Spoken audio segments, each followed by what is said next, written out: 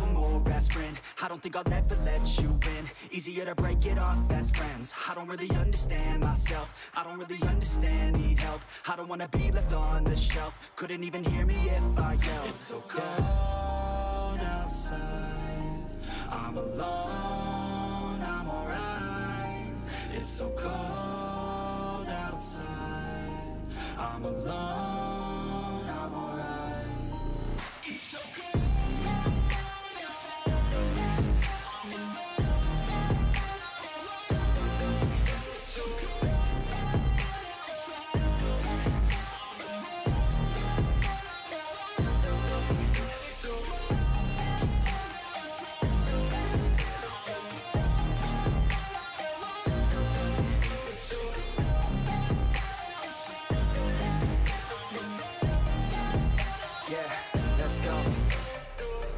Break down, always feel like I could break now, but I never let it take me to that place now.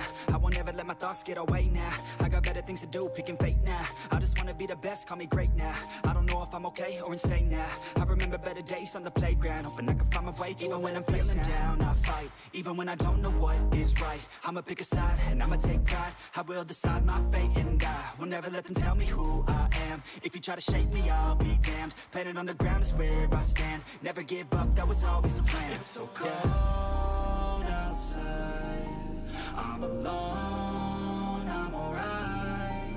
It's so cold outside, I'm alone, I'm alright. It's so cold.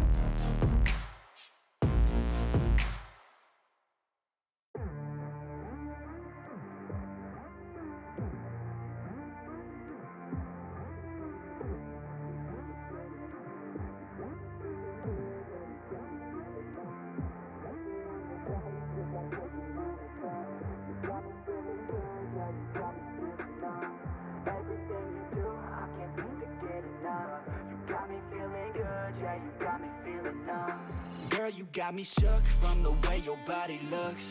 Got me riding hooks, got me feeling like a rook. I don't do it by the book, but for you I'll take a look. Don't know what your mama took, sweet and spicy like a cook, yeah.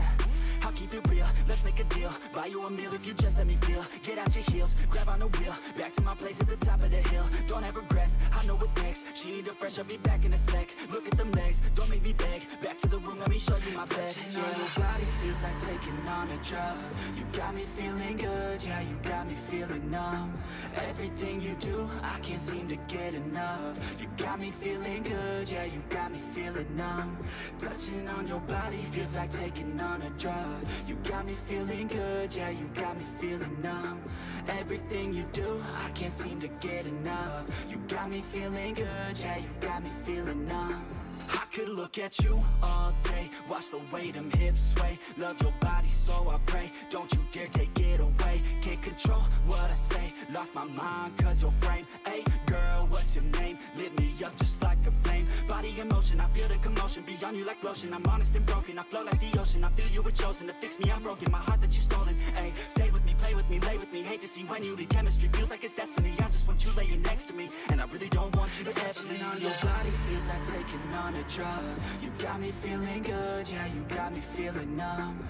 Everything you do, I can't seem to get enough. You got me feeling good, yeah, you got me feeling numb. Touching on your body feels like taking on a drug. You got me feeling good, yeah, you got me feeling numb. Everything you do, I can't seem to get enough. You got me feeling good, yeah, you got me feeling numb.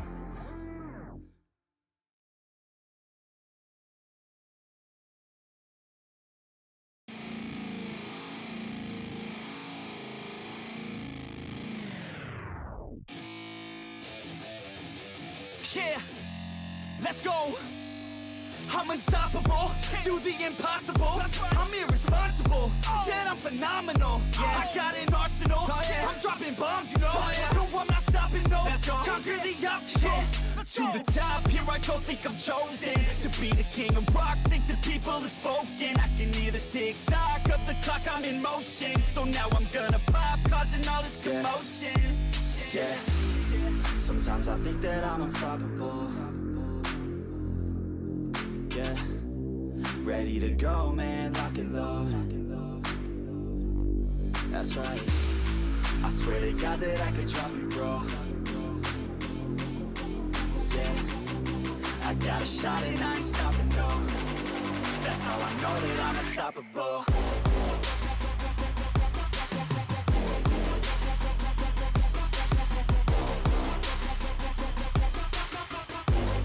That's how I know that I'm unstoppable.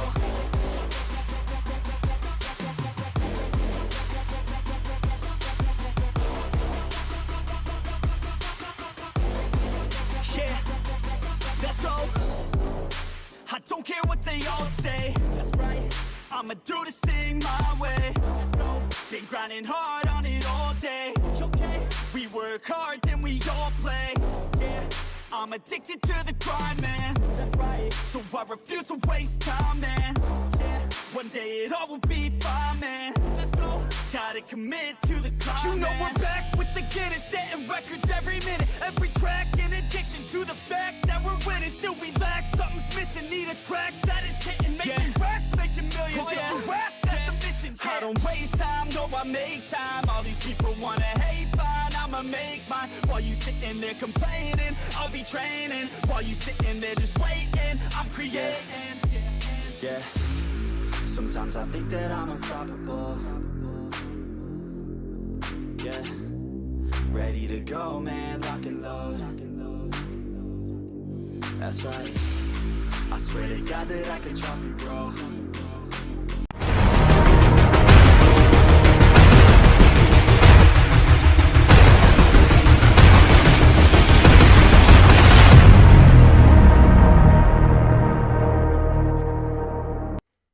Ladies and gentlemen, welcome back here to the 8th episode here of the NEXXTCAR podcast here in Season 2. Once again, like always, we are joined with Matthew Tucker and Peyton Tullock. What's going on, fellas?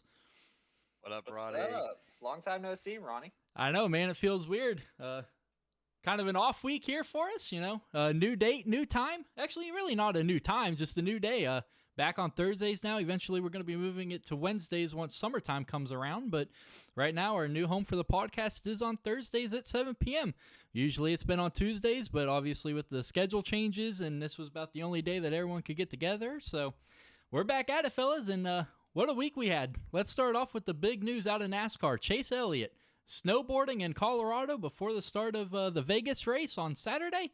Well, now he's out of the car for the next 6 weeks. Matt, that's a big topic. You know, I know a lot of people were questioning about, what is Chase Elliott doing? Well, a lot of people need to remember these guys have lives too outside of the car. And I know that's been a big topic. You know, I think his last podcast we actually talked about it was how Hendrick will allow Larson and Bowman to go do dirt racing and just how successful they are obviously at it. So these guys have lives out of the race car. But now people are starting to question, is that truly a thing? Yeah, that's the thing. Like it was literally just like a freak accident with that. Like all the reports and all of his insiders were saying like he's like an experienced. Who is this? Right. Oh, Buck, it's not Tuesday.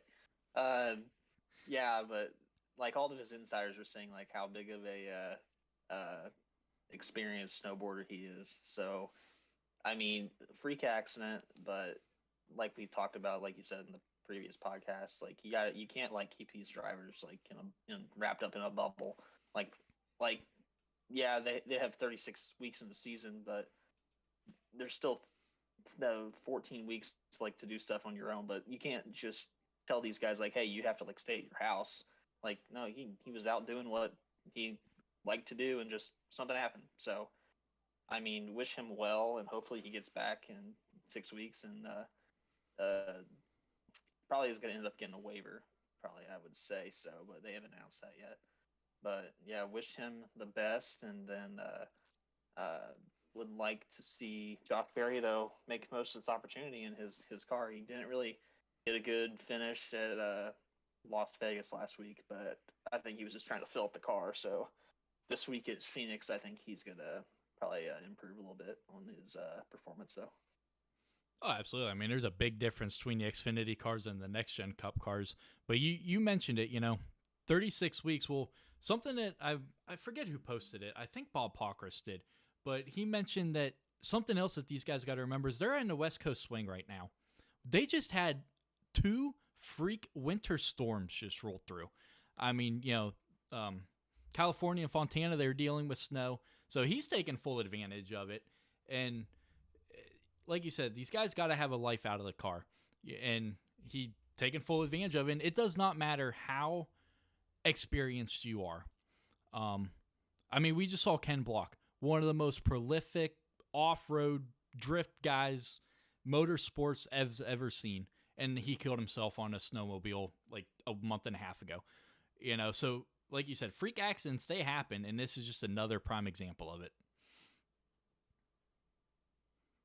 Yeah, like this whole incident kind of goes back to a conversation that's been kind of active in NASCAR recently. Is a couple of the dirt guys, go race dirt cars, and some people like really hate that idea, and they don't like people, these drivers put themselves in danger. But like you guys said, I mean, it's just like everybody in the real world. Like, Mhm. sure, it's important to work hard, but you also got to kind of play hard in order to, get yourself right mentally. If you're just all involved in your work life, you are not going to be in a good spot mentally.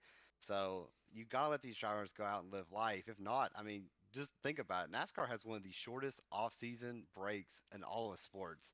So yeah, I understand, the risk of snowboarding, but there's risk all in life. You gotta let these guys go live life, or you're gonna, it's gonna hurt their product. So you can't control them. They're not puppets. They're real people. Let them go live life. I mean, really, like the people that would say like, "Oh, he should have not been doing that," but like, who are you to tell him Mhm. that? Exactly. Like that could have happened to like anybody. And then like all let's say like Larson's going out and racing a dirt race next week, and like he gets in a bad crash and gets hurt. So like, it's not, hindsight's 2020 with that. Like it it was a freak accident. Don't like to see it happen, but just gotta accept what happened. And like what Elliot said, it was kind of funny that he tweeted. He said that uh, his interpretation to the script was not taken into fact or whatever or something like that. But that was kind of funny how he was lighthearted about that too. But yeah, you gotta you gotta be able to do what you want, and you can't just the the casual fans just don't really understand that. But I think um, kind of like the same thing happened with Kyle Busch with him getting his accident. Like no one's really going to say anything about that because he was in the car. Like I mean, it can happen at any time, anywhere. So like it was just a freak accident. You mentioned it. I want to go back to this waiver thing. Obviously, NASCAR changed their rules over this offseason. They got rid of you got to be in the top 30 in points. If he gets this, do you think he deserves a waiver? And do you think NASCAR will grant it to him? I think he does. I mean, you saw them give it to Kyle Busch back in 2015 when he was in his accident. But as long as he comes back in as long as it's not like a prolonged uh, it's the hiatus that he's out. Like if it's quick and he's back in, like I said, 6 weeks, then I think they should. And if he gets a win, which he probably will get a win, but if he does, then I think he deserves every opportunity to be able to race for a championship this season. As much as some people may hate Chase Elliott, but I think it his that was like taken out of his hands. So I think he should be able to, and I think he will actually. I think he will make the playoffs for this season. As much as I hate Chase Elliott, you guys all know this in NEXXTCAR. And this is not me being biased. I truly don't think he deserves a waiver. I know we just got done talking about how these guys have life outside of the race car, off the track, but there's a huge difference from Kyle Busch's accident to Elliott's. Kyle Busch was hurt in a race. Chase Elliott hurt himself doing extracurricular activities. So me personally, I don't think, who knows, he could end up earning his spot anyway. If he goes out there and wins 9 races this season, who knows? He might be putting himself back up there anyway. But me personally, I don't think he deserves a waiver. Peyton, how do you feel about it? Well, I don't think the question is, will Chase get his waiver? He'll 100% end up getting it. I think the better question is, should the waiver system be kind of changed? Absolutely. The whole reason we have this waiver system is NASCAR doesn't want, let's say Ricky Stenhouse, he went out there and won Daytona 500. The dude's in the playoffs as long as, not more than 16 cars win. We say it's very unlikely. It almost happened last year, but let's just go ahead and assume that doesn't happen. So these next races for him are kind of almost pointless. The only thing for him is to earn more points. They don't want a situation where Ricky Stenhouse says, you know what, I'm going to go sit at home for the next, weeks until we get the playoffs. That's why the waiver system in. They want you to try to compete in every race. I do understand your point though, Ronnie. Like, yes, Chase was living his life. He knew the risk. He got hurt. I understand the point of, he should be dealing with the consequences. However, I still think, Chase Elliott, even though, he's kind of a driver that we all talk about. A lot of people love him, a lot of people hate him. We all know he's really talented, and he's going to go out here, and I'm sure he's going to win a race, and he's going to prove that he deserved to be in the playoffs, even with missing races. So I personally prefer him getting the waiver. I think if NASCAR didn't, it would open up a whole other can of worms. But I do think the waiver system does need to look into. 'Cause right now, they're just kind of handing it to everybody. It's like assumed at this point. Oh yeah, they're getting a waiver. That probably needs to be looked at a little bit more. Well, the thing about the waiver is like I feel like they've given it out just to give it out. Like prime example is Matt Kenseth back in 2020 when he didn't race the first 3 races and Larson has his incident. Then he comes in and starts driving the 42. They gave him a waiver. I don't think that should have been because he didn't start the first 3. But them giving Newman one, then yeah, I think that was granted because he was in an accident. So I think there's certain circumstances, but with Chase Elliott, he already ran the first 2 races. So I mean, and he's NASCAR's most popular driver. So I mean, they're not going to want to have him not have that opportunity to compete for another championship. Plus, that's also bad for them on the marketing side too if they end up doing that. So he's going to get the waiver. He's going to probably most likely win a race. So I think the waiver, they need to come out with a more closed-necked rule with it because it seems kind of vague with the way they do it because they don't really have a listing of what criteria it is for the waivers. It's basically just like a case-by-case basis. They need to have a more set rule, I think. Absolutely. Peyton, you got anything else to add to that? No, I think about it with that. I'm interested to see how long Chase is out, though. I think the longer he is out, the worse it kind of looks. But yeah, he's NASCAR's favorite driver, and I don't know if you saw the TV ratings. The Chase effect is real. Like there was the numbers, there's gonna be guys saying, the numbers have been down, but for NASCAR standards these last few years, like that race last week was definitely down to when it should have been. And I'm pretty confident it's because Chase Elliott wasn't in that race. So Chase being around, even though we don't. I'm not a huge Chase fan. I think he's important to NASCAR, and there's no way they don't give him a waiver. So I saw they were down like what 8% from last year's race, but think- they still I think- got like 4. They still got like 4 million viewers. So I mean, it wasn't like they were The thing really bad. the thing I saw was I think 15%, and somebody Okay. made a big comment on it. So I could be wrong on that. I could be wrong. It's been a bit. But that also could be because honestly, this race, the Cup race, was extremely boring until the final stage. Then it picked up. But those first 2 stages were just extremely boring. You had Byron running away with it. And it's just, I don't know, just something about it. It was a boring race all the way around until the final stage. Then, they started racing 3-4 wide. And then, that final restart was insane. Truex, man. I know he's a win-lose situation there. Whether he comes down and pits, he's going to fall back because then no one's going to pit behind him. He stays out. Everyone dips on the pit road behind him. So he was definitely in a lose-lose situation there. I think James Small was just banking on more cars staying out behind him, which I thought there would have been based off what happened last year with Bowman taking 2 tires. I think people kind of thought how tires didn't really have a didn't matter that much. So, but I mean, it's early in the season. Might as well try to get a win somehow, one way or another. I think Truex is gonna have more opportunities. The Toyotas were probably the second best group of everybody on the first mile and a half race. I think probably would put Hendrick at the top, then Joe Gibbs. 2311 was good, and then probably Trackhouse was next. Fords were really nowhere to be found within the race on Sunday, except maybe I don't know. RFK and Brad had a little bit of speed though. They ran top 10 most of the race with Brad, and then he kind of faded off at the end and getting up in that last incident. Don't let Kyle Petty know the Fords weren't around. Oh, Kyle Petty. You want to talk about that? Oh no, we'll get to that in a minute. We'll get to it. We'll get to that in a minute. All right. Yeah, but I think Hendrick just proved again they're the class organization of the Cup Series by finishing 1, 2, 3. Probably would have had another 1, 2, 3, 4 if Chase Elliott didn't get hurt too. So, but no, they just were fast the whole weekend and then fast all Sunday. So I think they're going to be team to beat yet again. So.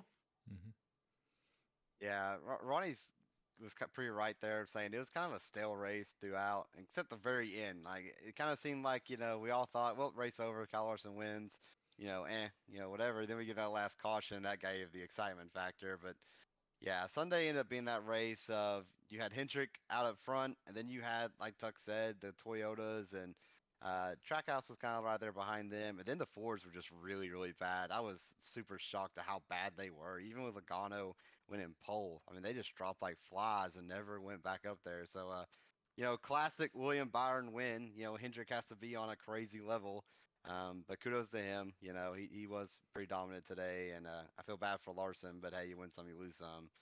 But yeah, on the regards to Truex, I mean, it's Vegas. You got to roll the dice, and I probably would have done the same thing. I mean, he was fifth. You assume more people are going to stay out. You get a little bit of a gap. So he knew he was going to be the leader on the restart when he stayed out. And, when it all happened, he was fifth. Before pit stops, he finishes seventh. So it's not like he lost a whole lot. So I don't think they regret that move. I think they just wish some more people to stayed out. Maybe if Gibbs would have pulled a Hendrick, all committed to that strategy, it would have worked. But with him being the only one, he was a sitting duck. Yeah, James Small didn't make it down up to the MGM Grand for that weekend, so he had to do his gambling on the track. So exactly. So that's how he rolled like you said, he rolled the dice with that. Yeah, going back to the Fords, they were off all weekend long when it came to the race. Like you just mentioned, Peyton. Joey Logano grabbed the pole. Ryan was third, and then they just fell back. I know Ryan was struggling with his car all race long. First stage, he finished 21st. The second one, he was like 16th, I think. And then finally worked his way up there inside the top 10, and his pit crew struck again. But, just they were off all race long, except, like you said, RFK, man. Those guys are probably the surprise team so far this year, as well as they ran at Daytona. And then Fontana, Brad finished inside the top 10 after getting spun. He had a great rebound. And then, this week again, just another fantastic run for those guys.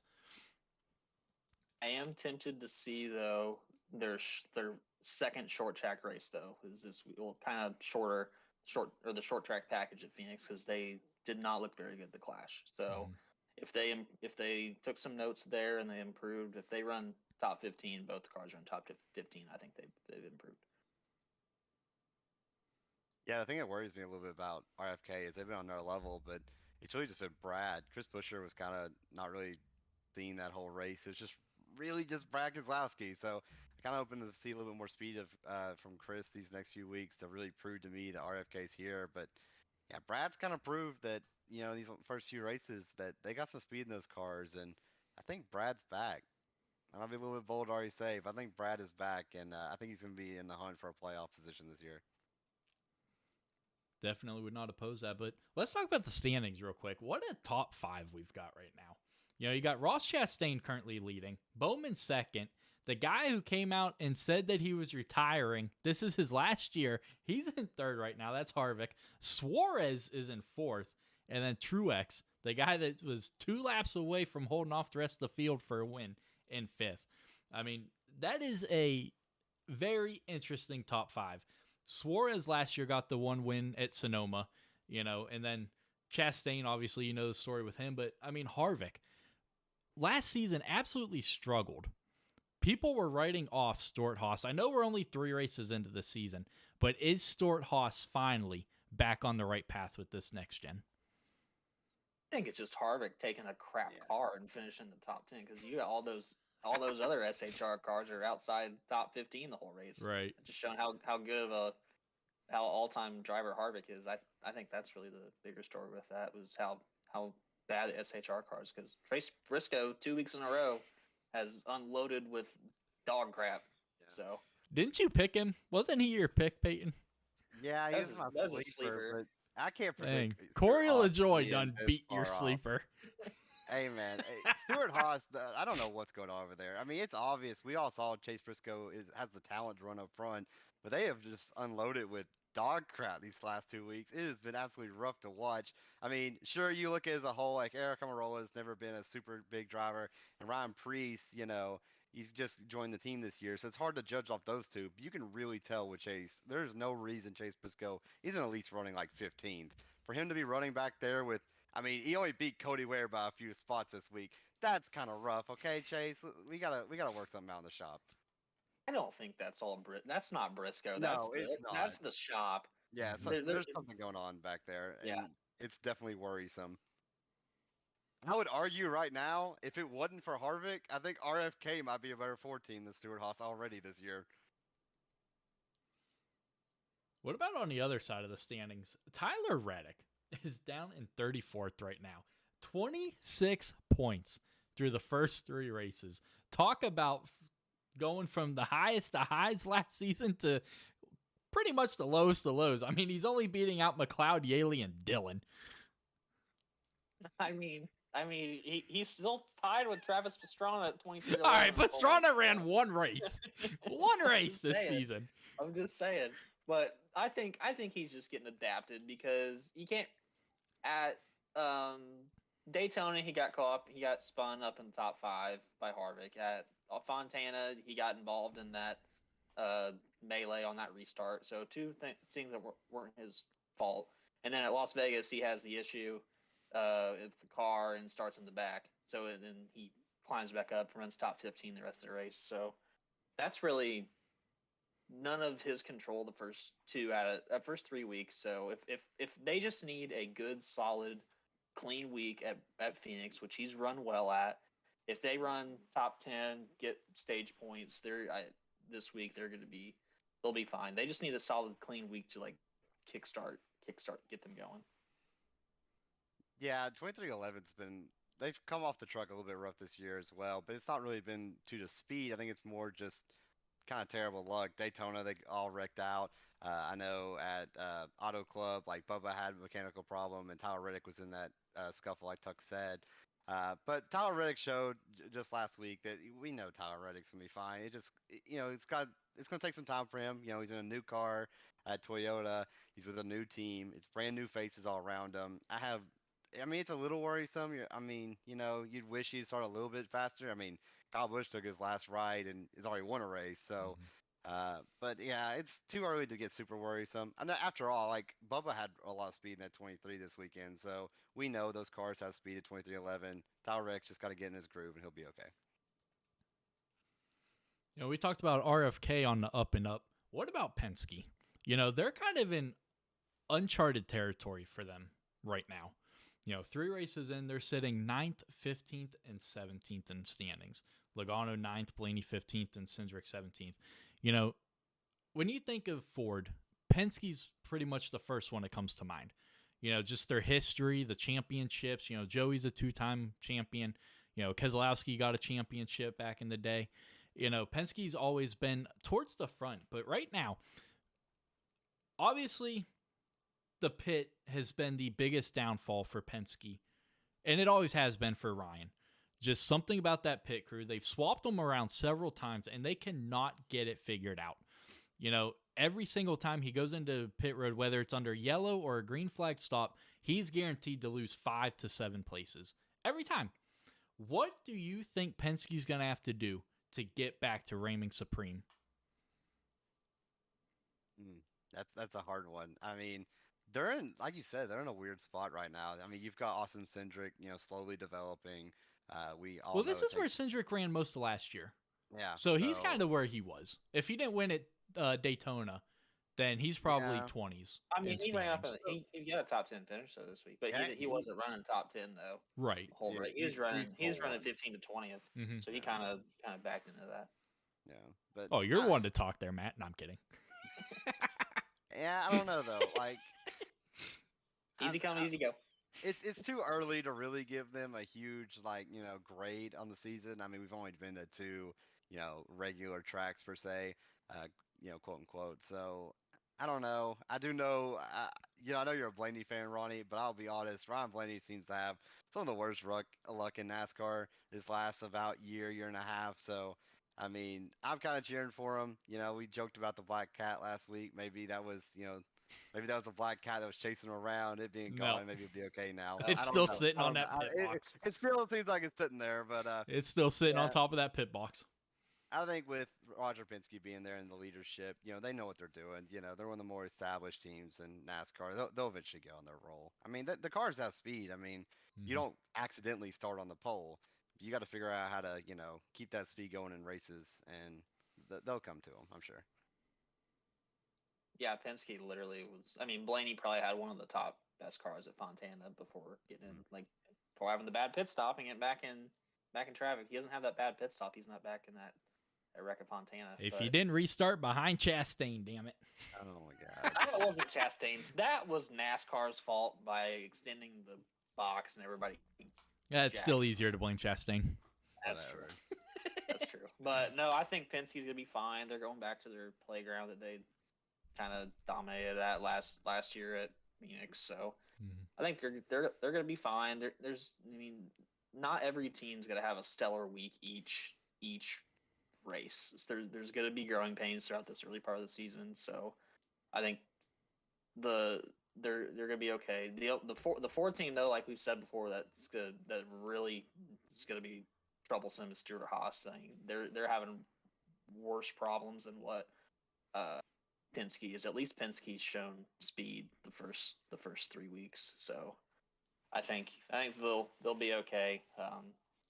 And you got also a road course coming up with Cindric, also road course. So I think just got to give them time to figure out the bugs with their pit crew too, and it's just learning as the season goes with them. So as is for everybody else. Absolutely. Moving on to the Xfinity side of things. Austin Hill, 3 races in, 2 wins already. That 21 car is looking bad fast. Yeah, I feel bad for Chandler Smith. I mean, the whole time, those last, I don't know if you guys watched it live, but I watched the whole last 10 run, laps.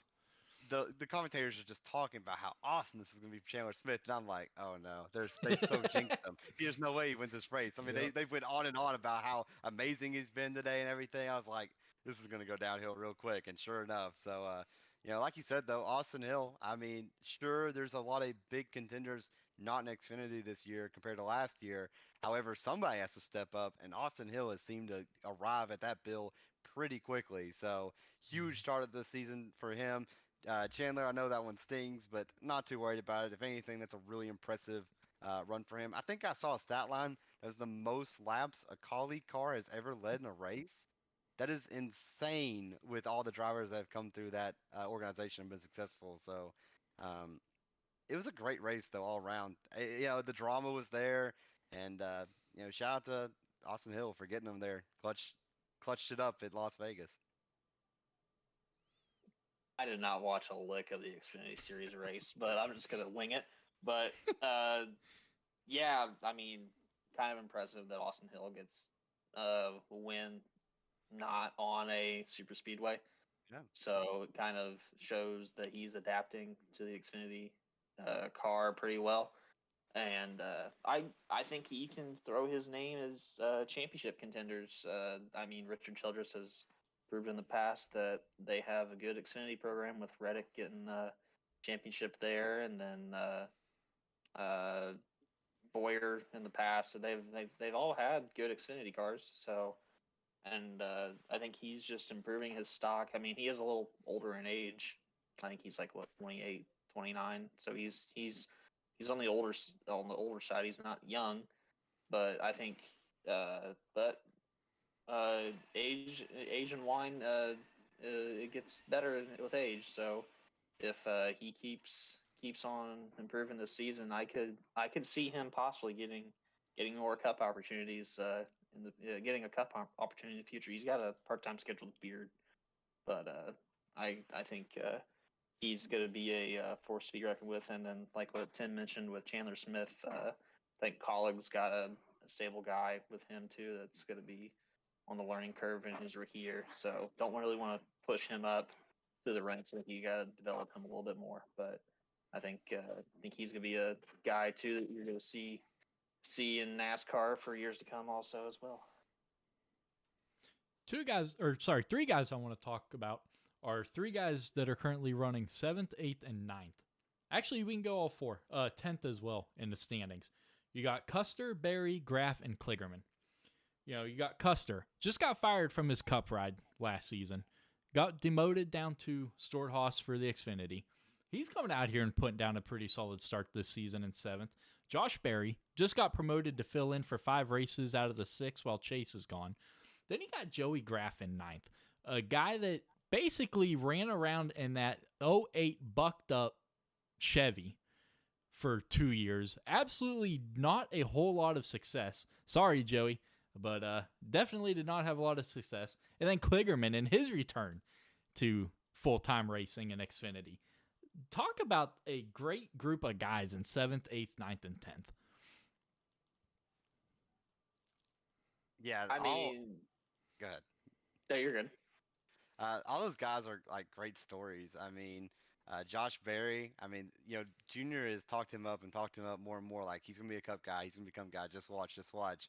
And he's getting his shot now with Chase Elliott. Somebody I forget who said it, but they were talking about how another man's fortune is, I guess is another man's fortune, or misfortune is another man's fortune. And so while Chase Elliott, it's super unfortunate for him, it's a great opportunity for Josh Berry to kind of prove what he can do. And sure, the Cup race didn't go exactly how I planned for him, but those cars are hard to drive, so not too worried about him. Um, Joe Graff, I mean, Toyota's giving him a chance, and he's not done too bad, so he's got to keep proving himself. Parker Kligerman, we all know he's talented, so no surprise, even with a somewhat smaller team, that he's being really consistent so far. And then 7th, I actually skipped to who was that? Cole Custer. He was my early season, champion pick. Way too early champion prediction. And sure, some people are out there saying, a bit of a slow start. He should be doing better. You got to remember, this is a brand new Stewart-Haas car. They were only a 1-car team last year. Now they're a 2 again. So, and Custer only did 1 race in these cars last year. So, this is a huge. Well, he might have done a few more than that, but still, this is a huge learning curve for him to get back used to those cars. And he's done exactly what I expect for a driver that should, we believe is a pretty solid driver. He might not have showed it in Cup, but he's trying to prove in Xfinity. He's had a pretty good start. It wouldn't surprise me at all. Just give him a little more time. He'll be up there racing for wins. Yeah, I mean, the guy that I really want to talk about is opportunity that Parker Kligerman's getting. I mean, he thought his career was over working for NBC. I mean, I think if it weren't for him running some races in that 75 truck and winning a few, and I think his career would be all but over. So I think he's getting probably the best opportunity he's had, and probably ever since he was back in that Kyle Busch car back in 2013. I think it was when he drove that 77. But yeah, I think he's gonna be a guy that's gonna compete for a playoff spot. I don't think Graff will, because he's only getting five attempts or 6 attempts in JGR. I don't know if the rest he's running with Sieg, but I saw he's in Sieg this week.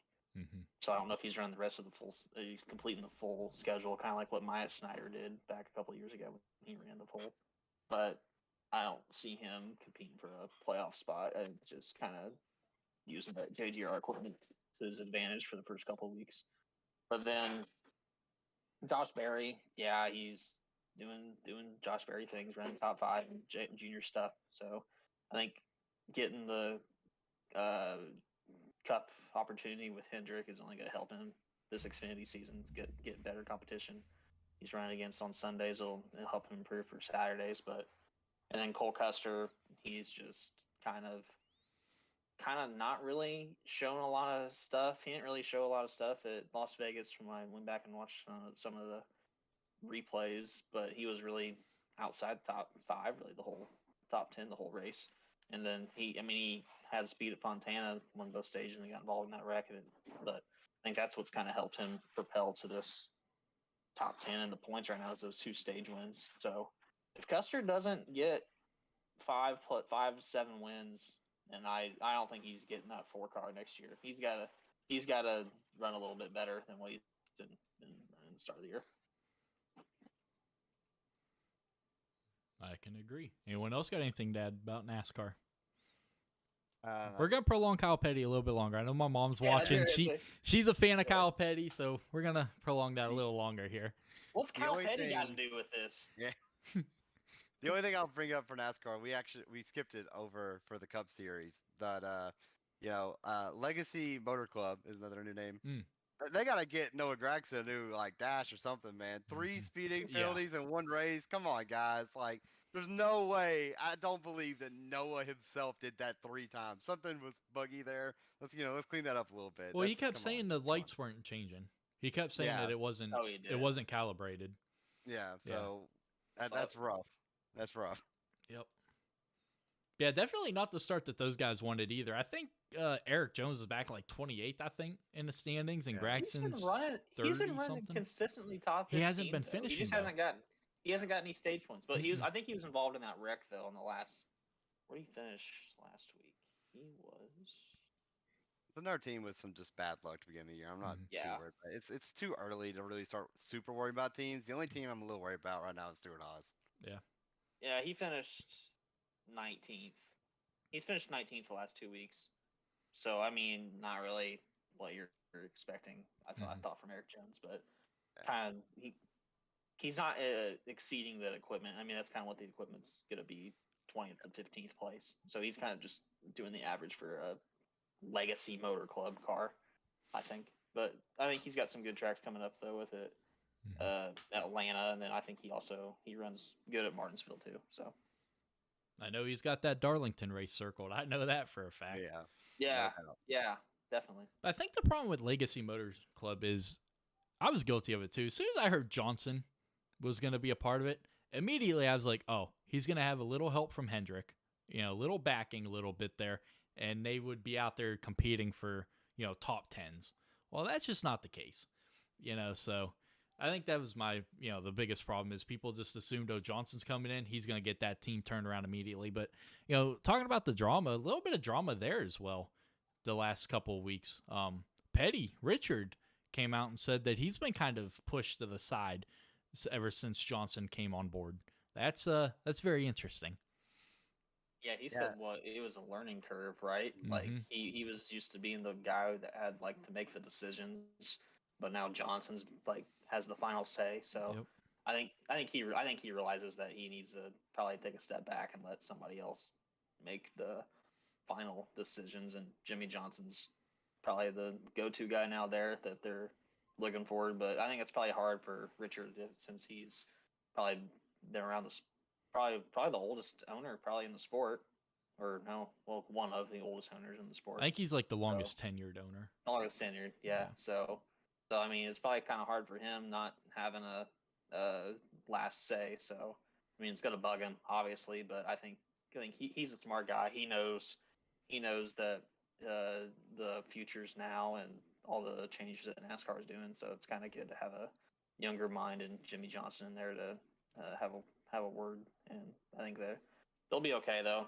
Who is this? Leave it up to the Petties to say some very controversial things in a podcast. Yeah, leave it up to the Petties. I'm telling you. Yeah. But the thing you got to remember about, I understand Richard Petty's a little bit upset about it, but you got to remember that team 2-3 years ago, we were just waiting to go bankrupt. They were just holding on for dear life. When Bubba brought some sponsorship, that was huge for that team to hold on a little bit longer. But then GMS really came in, kind of saved them, and then Johnson hopped on. So now that team has new life. So I get Richard is a little upset. I mean, that team wasn't really going anywhere. So at this point, I think letting Johnson, these new guys come in and try to bring some life to that team is probably the right decision. Absolutely. All right. Well, I think that's enough of NASCAR. Uh, you talked about earlier, Peyton. NASCAR loves their dramatic finishes. Well, apparently so does NEXXTCAR. And you guys on the Cup side, you guys had a very dramatic finish. I'm not going to talk a whole lot about it. I'm going to let you guys take it away because obviously I did not participate. So, Matt, start us off with the Cup side. Yeah, I got nothing for trucks. I was taken out like halfway through, so I had to wait.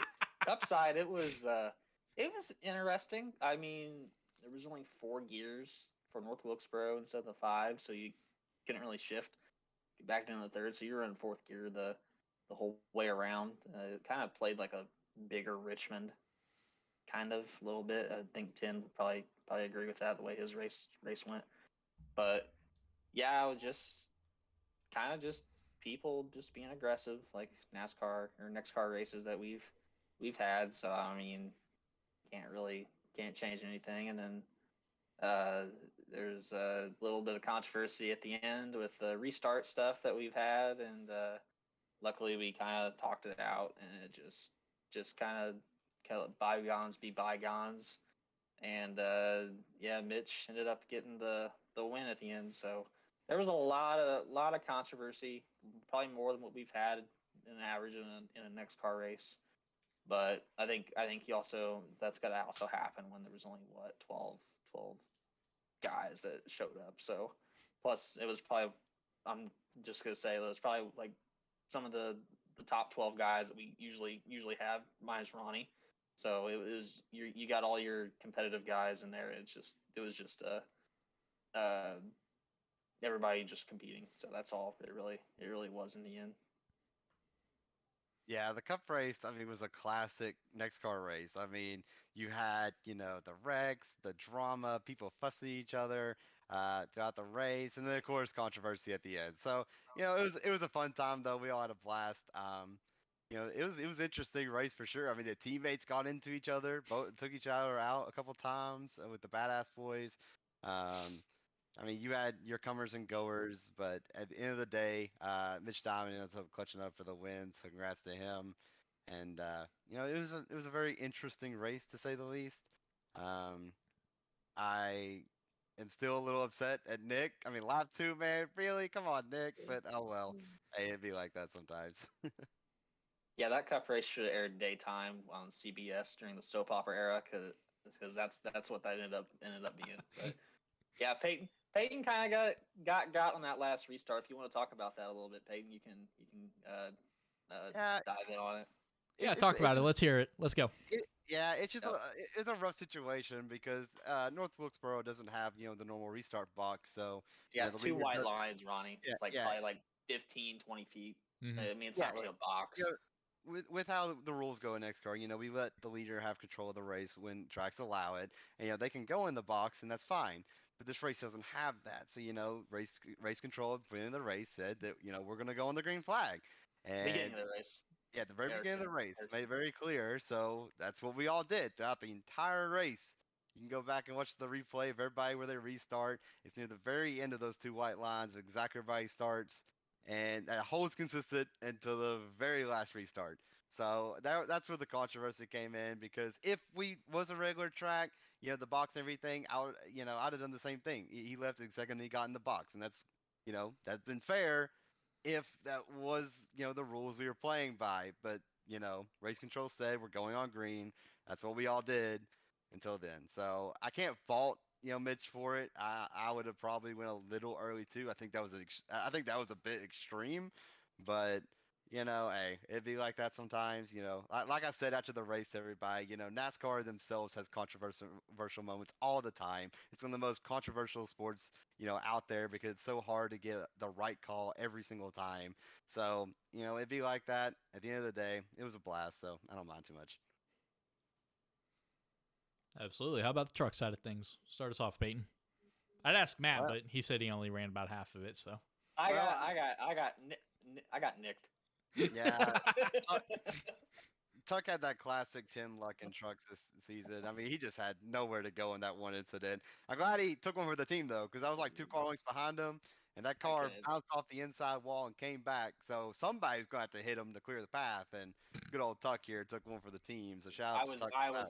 I was braking. Nick was on my bumper. He just wasn't stopping. So I ended up slamming John Turner. So yeah, that race was extremely interesting too because it was basically impossible to pass. Like it was extremely hard. I remember during the race, like there was a situation where right after the wreck where the fast guys on new tires were coming through, we ended up getting stacked there.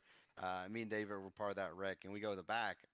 He was like, we're going to drive through the field, Peyton, right? And I'm like, I don't know about that, man. You haven't been in traffic today, have you? And sure enough, not 5 laps later, he's like, Dave, Peyton, you're right. We literally can't go anywhere there.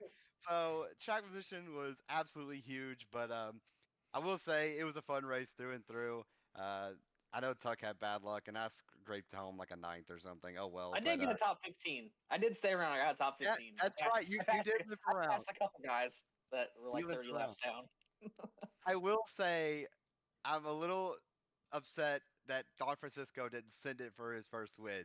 Early in the race, he was super aggressive, even got to me at one point, and I was like, okay, Don, I saw him near the end. He was running P2, and I'm like, okay, if he sent it on me earlier in the race, like 5th, on the last lap, he's going to send Ronnie, right? He's going to send it in there and get his first win, and he lets his teammate win.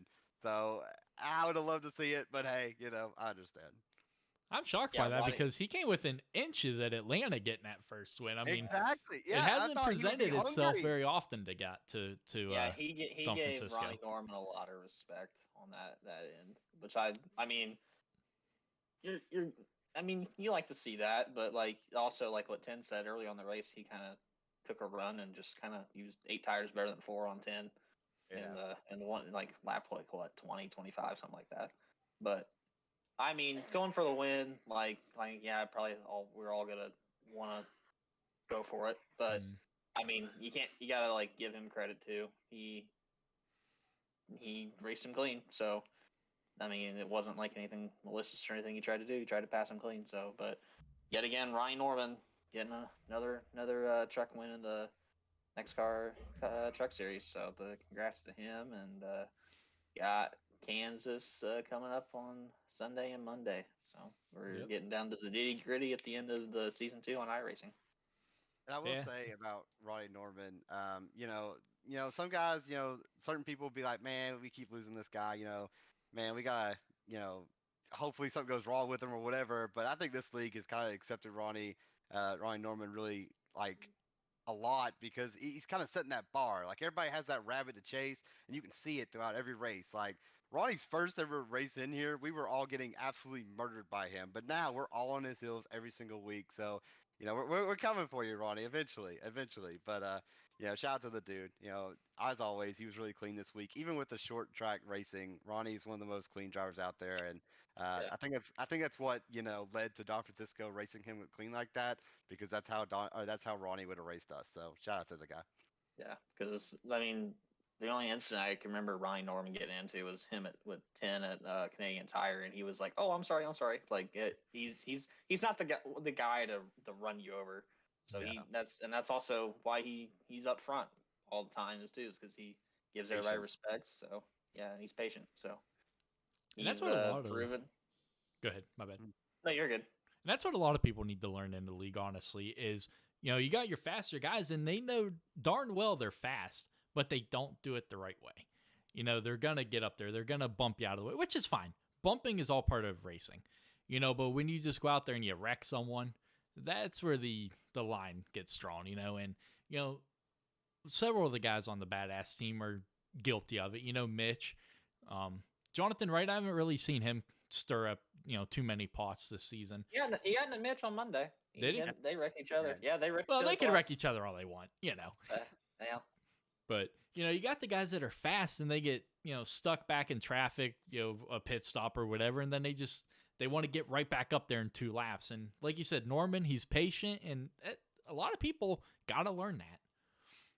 Yeah, that's the one thing that I think is it's the main thing that's keeping NEXXTCAR from taking that big leap. The league is growing extremely fast and we're doing extremely well. However, I think the one thing that could help NEXXTCAR really improve is guys having a little bit more patience. Hmm. And not only that, but like with patience comes, making smarter driver moves and being more driver awareness, having better awareness of your surroundings, like missing wrecks, braking and stuff instead of just full on gassing into wrecks and stuff. That was a problem Emos. this week as well. So, you know, I get it. We all want to be aggressive. We all want to go fast, but there's moments to be fast and there's moments to be patient. And like, we see it almost every week. We kind of have that. It's a joke at the beginning of the podcast this season. Like, it seemed like every race we would go like, 10 to 20 laps. We'd have a big wreck, and then we would go like our long green flag run. It's like, oh, okay, let's relax now. These guys, they're quick. We have a lot of skilled guys in here, but maybe take a step down or two. I know it's hard to say go slow, Hmm. but go patient. Be a little bit more patient. Yeah, that's the thing. Like, if you give respect, you gotta get respect back. So I mean, I mean that's the thing. Me and Ten have. I don't think me and Ten have literally wrecked each other ever since Heat. Yeah. Like I could not think of one incident where at iRacing where we were pissed at each other. Yeah. So I mean, you're gonna have those guys where you know that they're gonna race you clean. So that's just the. And you also have those guys that are gonna race you hard and make you earn it too. So it's just a driver by driver thing. Like who you're racing is what you're gonna expect. And What? it's totally fine. I mean, I don't hate any guy that's aggressive. I mean, No, we're all aggressive Hmm. at times. Like, it's no just, one's perfect. Right. yeah, So it's just knowing when to be extremely aggressive and Exactly. when not to be is the big key there. Being So, aggressive is perfectly fine. yeah, But it's like you just mentioned, it's learning when and where. yeah, When is the time for it? Not on lap 5 of a 200 lap race. Sure, if we're on lap 185 of 200, that's when you yeah, got to ramp go it up, ahead. but not early on in race. I mean, you said you were taken out on lap 2, Yeah. That was Nick. Well, it happens. It you happens. mentioned it, about you and Peyton not wrecking each other. Nick and I have not wrecked each other on That is true. iRacing. I mean, over on Heat, we are guaranteed to bring out like 4 cautions together, but I don't think we've done it yet. Maybe Atlanta. I think at Atlanta last year. I don't know if you ask Buck too. Buck would probably pinpoint everybody. So we should have him back on and out next week and see. He'd have the list like off of Billy Madison of who he's checking off for who he's going after this week. I tell you Got- what, being gotta in a love party Buck. with Buck by myself a lot. It's always fun being in a party with Buck. He's a handful during races. Yeah. Absolutely. But Kansas for both series this week. Last season they provided some great racing. And then Rockingham to end out the season. Only 2 more races left in this season. That is crazy to believe that we are Gone by about to fast. conclude season 2. I know, and then we got to obviously work some things out for the off season and everything. But yeah, 2 races left, guys. I cannot believe that. Like you just said, this has gone by fast. Literally, it feels like we just started in Mhm. Daytona back in season 1. Like it's crazy how this is like our what could be our 19th race on iRacing. So we've been racing 19 plus weeks. So it's just nuts how time flies. Just think, this time next season, 19 races, we'll just be concluding the season Yeah. 3. That's Yeah, crazy to that's think true. about. We're having 15 point paying races, 17 including the Clash and the All-Star race. So, I think that's Been the great. big thing is that's why the season feels so quick. I mean, 10 Mhm. races is a lot, but on paper it looks like a lot, but then you start doing them. I mean, you do quick math. It's only 2.5 months. Our seasons go by real quick, so I'm excited for a little bit longer season. It's going to reward a bit more consistency and everything. So these last 2 weeks, though, I mean, we still got a season to finish, and we have some amazing battles in the points. I mean, Ronnie and Dunford. Dunford and Trucks with Tuck.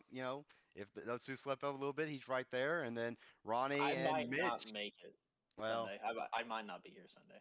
dang. Well, way to So- ruin that one. But I'm sorry.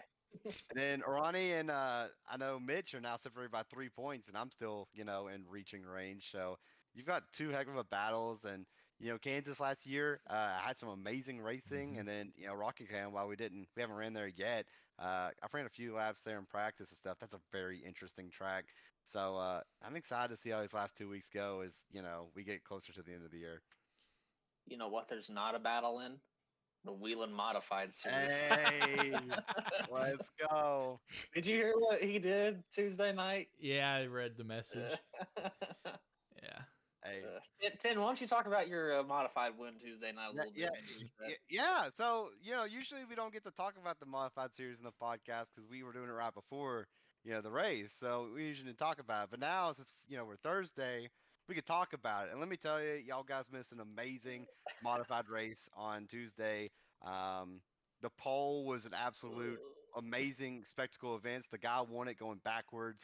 Then the dude went out there, ran 2 laps in reverse, then did donuts, blew up the car, and parked it on lap 3 for Dale. And yeah, so it was amazing. I wish we had a broadcast for it. Sadly, we don't care what you did in the Wendy's parking lot. We want to know what you did in the modified race. Oh no, that's what happened in the race. Did you go backwards in the drive-through? Oh yeah, man. I mean, I flipped that. I never went straight the entire time. But hey, I still want my trophy though. I'll take my championship. I'm sorry I ran away, the competition, but hey, I'm excited. I'll take that.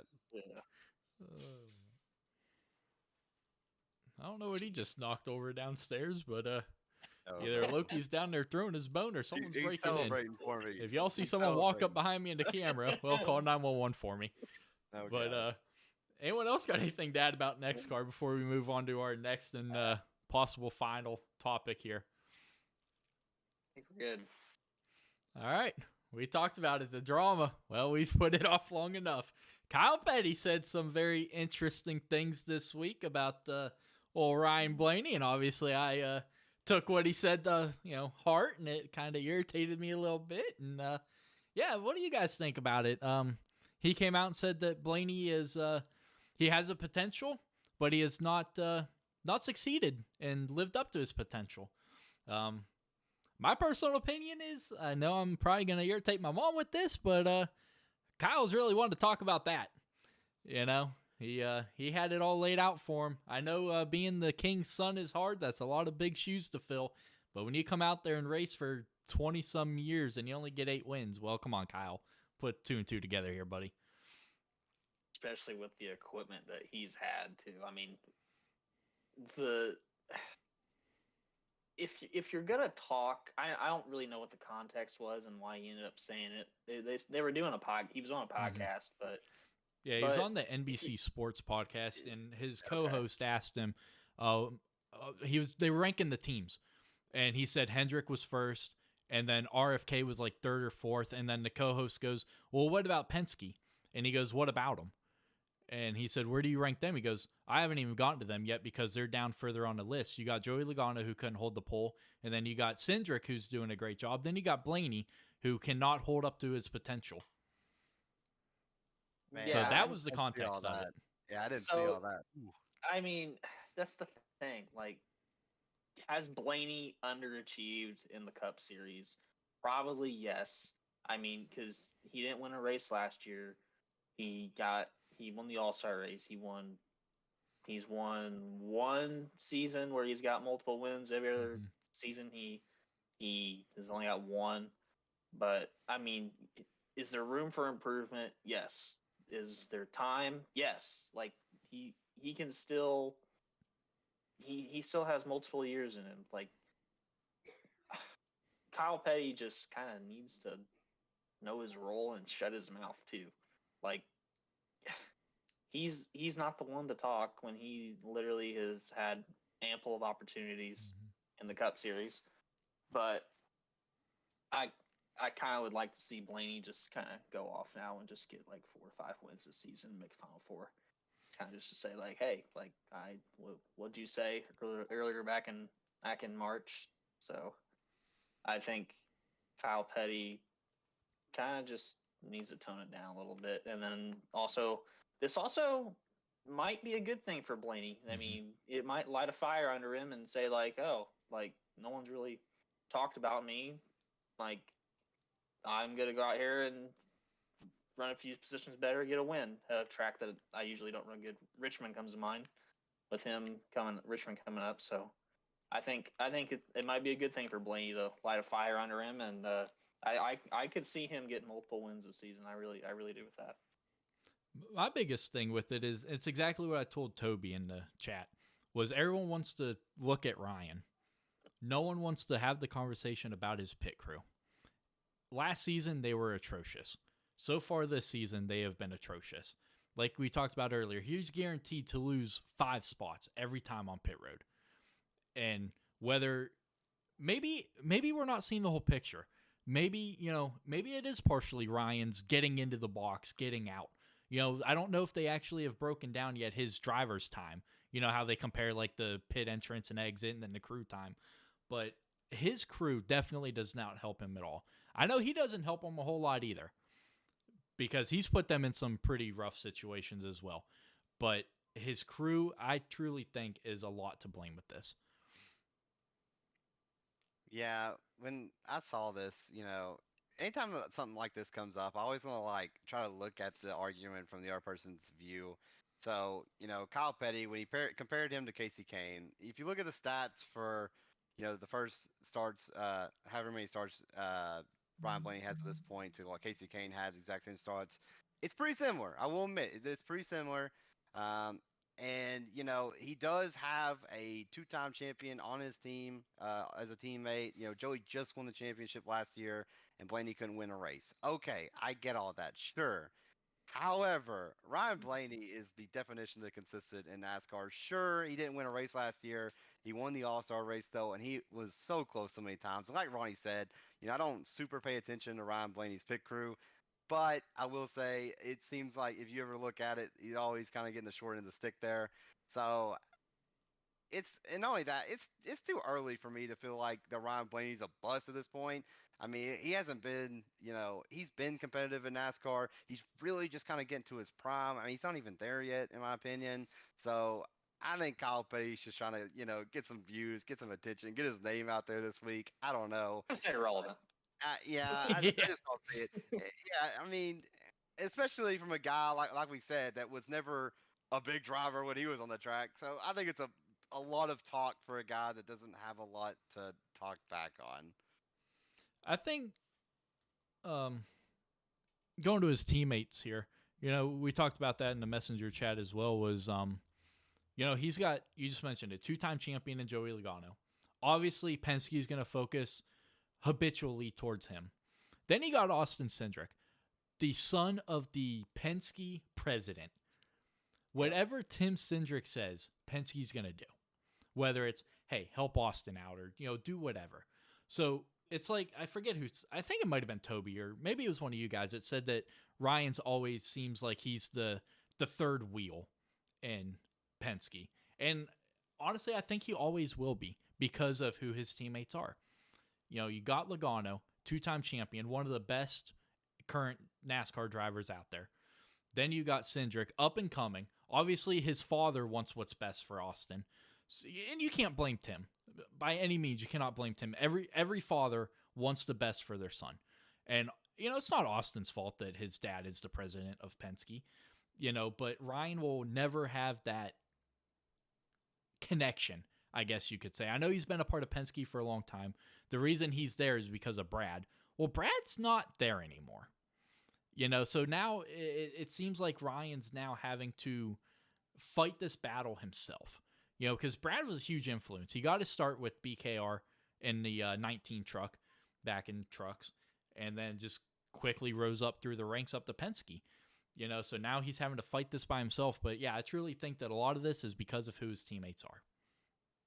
And one thing I do want to mention about his teammates, everybody loves comparing Ryan Blaney to his teammates. Well, if you ever go look when Joey Logano wins a race, look where Ryan Blaney finishes. It always seems that Ryan Blaney's like in the top 5. Mm-hmm. Like, I think Denny Hamlin made a comment on one of his podcasts like a couple weeks ago. Like, those Penske cars always seem really close to each other. If they either succeed as a team or they fail as a team. And we saw it this weekend.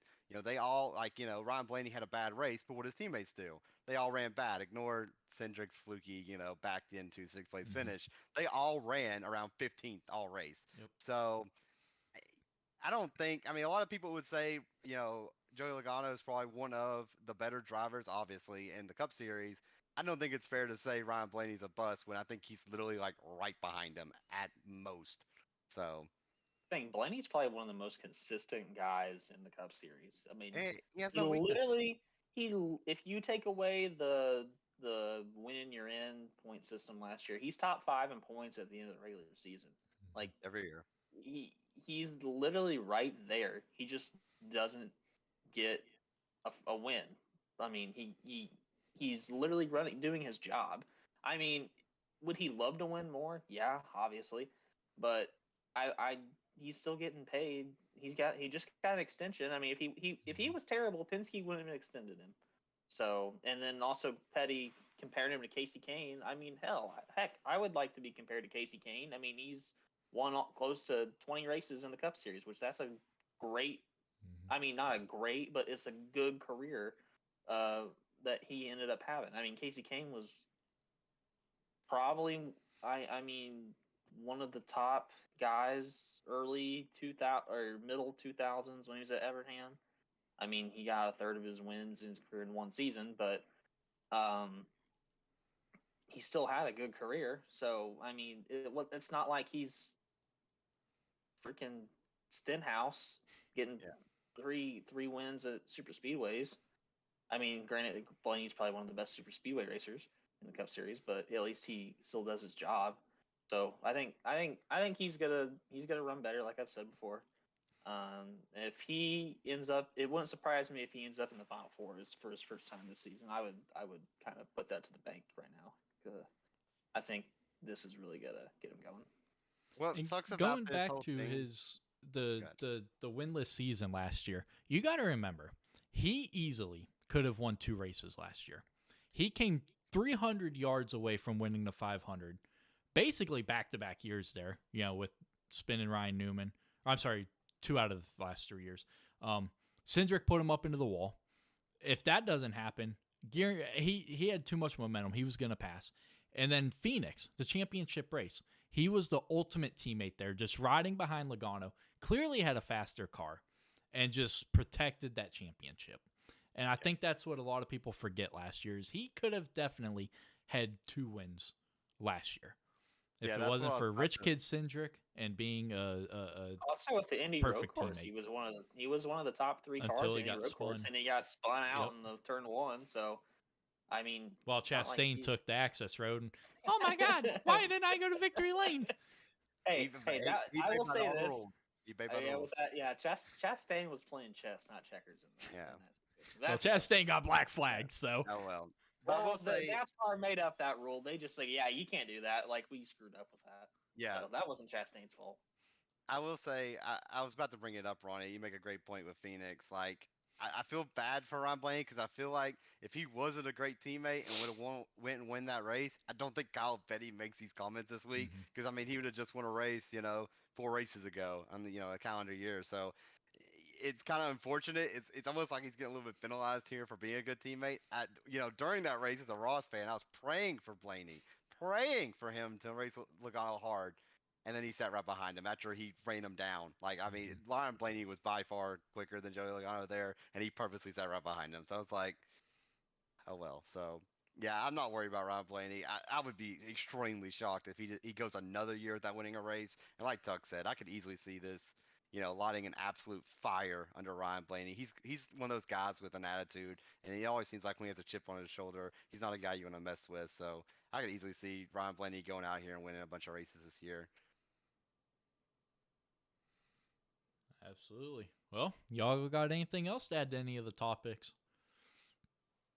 I think we're ready for pick'ems. Yep. Yeah. Let's start off. Who do you guys got this weekend? Peyton, start us off. You can go with me first? Okay. Well, it might be bad luck to do it, but I'm going to go with the guy who, I'm going to sound like a broken record here. He finished 2nd and 3rd at this track last year, just like he did the track before last week. And he's coming this race as the points leader again.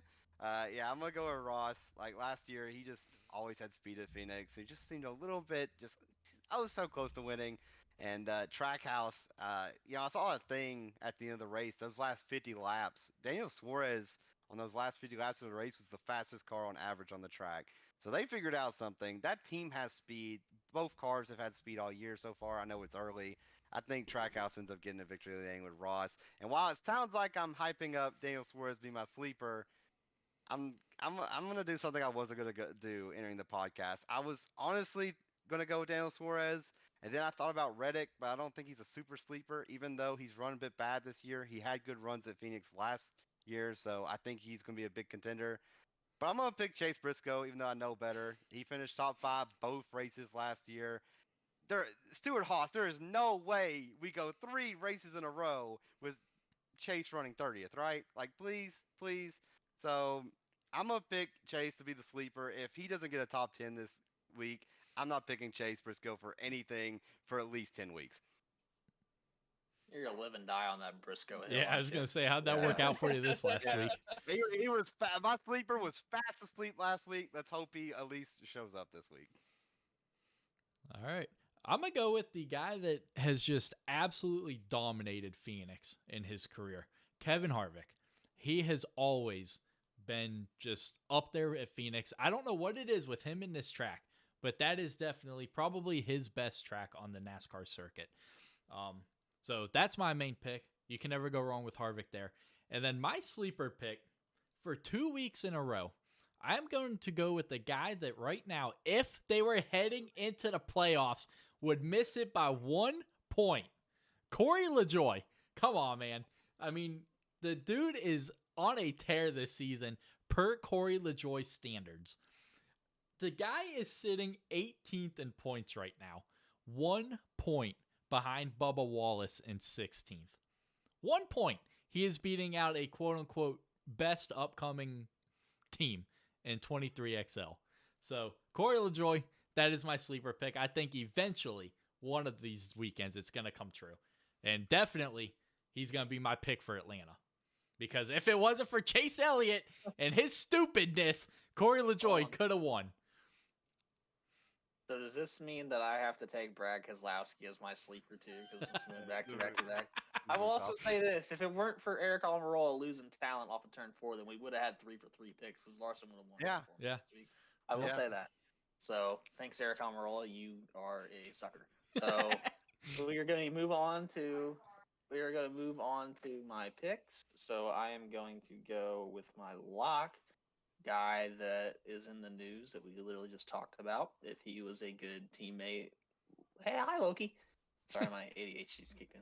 But if he was a bad teammate last year, he would have won the last race of the season at Phoenix. So I'm gonna go with Blaney as my main pick, and then my sleeper.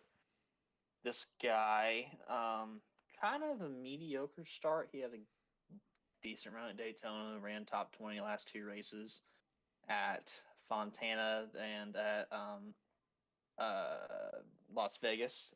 He finished 12th in the race at Richmond in the end of the season last year. I'm going with a colleague guy, not Justin Haley, but AJ Allmendinger as my sleeper at Phoenix. So I think he's got good reputation of running good at the short tracks. He runs good at Martinsville and Phoenix. He's going to end up. I think he'll end up top. He won't say he'll win, but I think he could get a top 10 though. So, but if it comes down to it, where strategy is involved, I could see Allmendinger sneaking one out. Absolutely. Obviously, I'm pretty biased on your pick to Blaney, but yeah, we got some pretty solid picks. Yeah, this track's really been a huge playground for Penske and, Kevin Harvick these last few years. So I'm surprised no one took Joey Logano. I mean, he is the defending winner of this track. And, he had a sleeper week last week. But if I had to guess, the reason why we don't win this week is probably because of him. But, hey, we'll see. I like our picks. We have some pretty good picks this week. Or Byron's just going to come out of left field again, one or the other. I'm surprised that there hasn't been a Cody Ware sleeper pick yet. No, I can't. No, not happening. Hey, he's still ahead of Tyler Reddick in points, though. So he's ahead of a lot of people, isn't he? Hey, maybe. Yeah, he is. Yeah, maybe he's ahead of Gragson, Priest, and Briscoe. 2 of which are driving for Stewart. Exactly. Beware for wear. That's what the heck. See, Yeah, that doesn't see, that solidifies my Briscoe sleeper pick. He is literally behind Cody Ware in points, so I don't want to hear any complaints about Briscoe being a sleeper pick. Good lord, You want to talk that's about lighting bad. a fire under someone? When you look at the standings and see you're behind Cody Ware, that ought to light that fire. Yeah, good god. Hey, if I might pick Cody Ware as a sleeper at Atlanta if if he finishes top 20. I think that'd be kind of a surprise. I might do please, that. please don't. I might. We might. We'll see. We'll see. All right, well, moving on from that. You guys got anything else for tonight? I don't think so. Hey, it's just good to see you back here, though. I mean, how's your? I mean, you had that little hiatus, so you're back to the NEXXTCAR event. So Yeah, been yeah, over a week. feels good. Wish it was racing, but yeah, it is what it is. Hey, with due time. But glad to see you, Ronnie. Glad to see you doing all right. And it was a blast as always to be on here. Can't wait to next week. I'm surprised we didn't talk about Raikkonen going back to the 91 for Coda. Did you see that? I did. Yeah. Oh yeah, we do got two things. So for Coda, you said Kimi Räikkönen, and then they also just announced that the choose cone rule is going to be in effect as well. There's also two other drivers that are sports cars that are running the Coda race too. Did you see that? No. It's Jordan Anderson's running, or not Jordan. Jordan Taylor's running the 9 car for. Oh yeah, Hendrick. for Chase. Yeah. And then Stuart Haas and Rick Ware are. Let me see if I get this name right. Oh, good, another Ware. No, he's driving for Stuart Haas and Rick Ware in that 15 is Jensen Button. I think you pronounced his name right. He's an Jensen F1 Button, the Formula One champion. He's driving for Rick Ware and Stuart Haas in the 15. It's a Stuart Haas prepared car at Coda. That's interesting. They're bringing him in to coach up Cody Ware that week. That's gonna be a great week. Coda, the street course at Chicago, and the Indy road course. I'll tell you what, Button's going to be a guy to watch. I mean, you don't win a Formula One championship out of nowhere. You know, him and Kimi Räikkönen both are F1 champions. So, I mean, The only thing that Kimi Räikkönen has over Button is he's got Coda experience because they did not race at Coda when Button was in F1. Just imagine at Coda, literally the final lap, kind of like last year with those Chastain, Bowman, and AJ Allmendinger last lap. What if it's a Button, Taylor, and Raikkonen battling for a cup win? Raikkonen's winning all day long. Kimi will do what he could never do in Formula One, and that is move a guy out of the way. Oh God! So Kimi will be the one going to victory lane there if that's what it comes down to. I am super excited Kimmy's back though, and Project 91 is doing it again. I know Justin Marks said it's kind of Kimmy's seat until he says he doesn't want to do it, but it still opens the door to letting more drivers come in. You know, you see us right now getting all excited seeing these guys across seas come in and race. Well, that's what Project 91's meant to do. So awesome idea by Justin Marks. I'm glad to see that idea still carrying over this year. I really could evolve to be something really cool if they continue doing it. Also, I wish Pierce was on because he'd know more about this. But colleague also announced today that Jonathan Davenport was going to drive the 13 car at Bristol Dirt Race. So you got a lot of guys that are at a Cup Series that are getting some high quality rides for their special events, like their bread and butter, what they're good at. So I don't really know a lot about him. I just know he's a dirt racer with Nutrien Ag Solutions is their main sponsor. So. The best thing about it is all these, people that are on Twitter fussing like, oh, NASCAR just goes in circles. Well, when they tune in to Coda and they see all these guys that they know and they see NASCAR going left and right, maybe they'll shut up for once. Maybe. Also, it could be a good thing for NASCAR on the marketing side is two F1 champions are going to be running that race. So, I mean, you're going to have all the F1 fans tune in and want to watch that. So, and then also the IMSA guys are going to want to watch Jordan Taylor run. So I mean, I feel like I would, if I was a betting man, which I am, I would say that the Coda race is going to be probably one of the top viewed races of the season for the Cup Series. I would say I might go on a limb and say it's probably number 2 behind the 500. Well, let's just hope it doesn't rain. Yeah, right. If it rains, well, if it rains, then I would put hello. If it rains, then I would put money on Kimi and 100%. And them. Yeah. Absolutely. Well, So anyone else got any lasting comments here in this one? What is your dog doing? Hi, doggy. She thinks she's a cat. She just lays on top of the couch. So Don't get any ideas. yeah. You're too big for that. So yep. Block her out of the way. All right. Well, that was another fun one here tonight, guys. We For sure. kind of all over the place again with our topics, but hey, those seem to be the best podcasts. New night, same fun. So Absolutely. Yep. Yep. Well, that's going to do it here for episode 8 of season 2 NEXXTCAR podcast. If you guys enjoyed it, make sure you're hitting that like button, hit that subscribe button, and we will catch you guys next Thursday when we do it all over again. Have a good rest of your week, everyone.